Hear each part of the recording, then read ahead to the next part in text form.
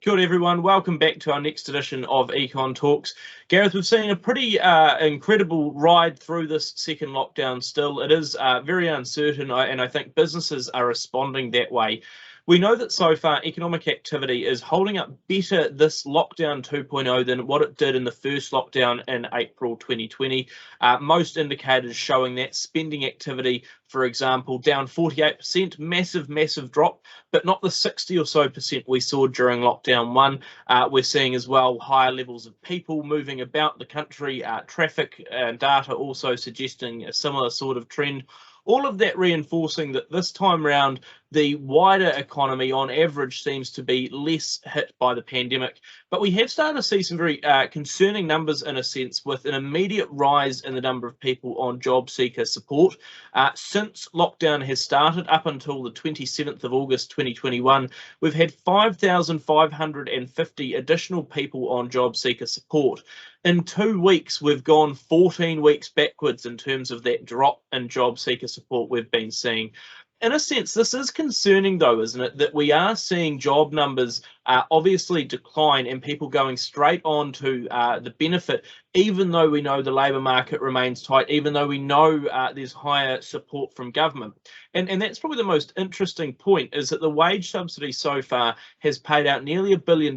It's supporting over 822,000 workers. That's slower uptake than what we saw during lockdown one. It's lower than what we might have expected this time round, which suggests that a lot of businesses, particularly bigger businesses, aren't taking the support from government because they don't feel like they need it, or they feel like demand conditions are going to bounce back. But if we've got over 5,000 additional job seekers in 2 weeks, that suggests that we still have some underlying weakness, surely, across some of the business sector.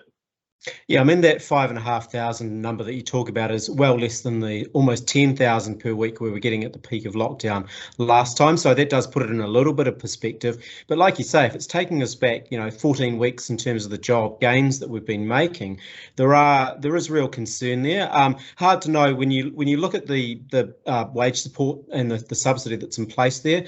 The finance minister has talked about how big business is not really taking it up, but there is still those pressures coming through on smaller businesses, and I suspect that they're most critical in terms of hospitality. Those type of businesses simply not able to operate at either level 4 or a very limited extent at level 3. So many of those businesses will be struggling with their fixed costs that they still have to pay, the likes of rent and those type of things, even though there is that support coming through there. And many of those businesses probably also in a position where they went through a lot of cash reserves last year. There's been some complaints there's not the same support from the government this time around, and so this could be an episode, and certainly the longer it sticks around, an episode that pushes some of those businesses potentially over the edge. Hospitality, some other retail businesses as well, and of course others in that tourism space where initially very hard hit by the closure of the borders, but that's been at least partly made up for by more domestic tourism and spending that has been occurring.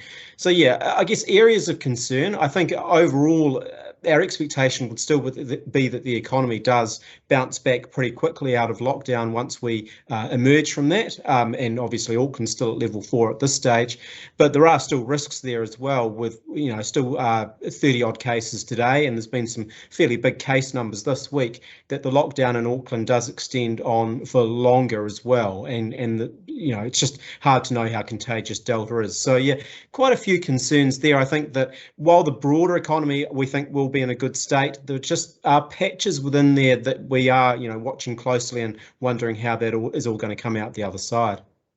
Yeah, and I think as well, when we look at it, I mean, last year has been quite a topsy-turvy ride for everyone in a very different way. We know that demand conditions, particularly in recent times, have been strong. There's been a lot of spending out there in the economy. That's been really bolstering the bottom line for a number of businesses. Their incomes have been higher. All of that's helping with cash flow and similar. We know that banks have been still helping with working capital as well. All of that supporting activity on the whole. I guess the risk that we're seeing at the moment is that some businesses won't have seen as much support over the last year relative to just how much they lost throughout 2020.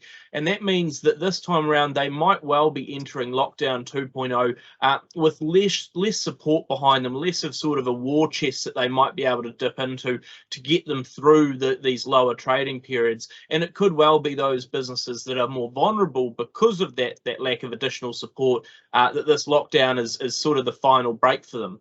We also know, looking at the Jobseeker numbers, that there's still a high concentration in Auckland.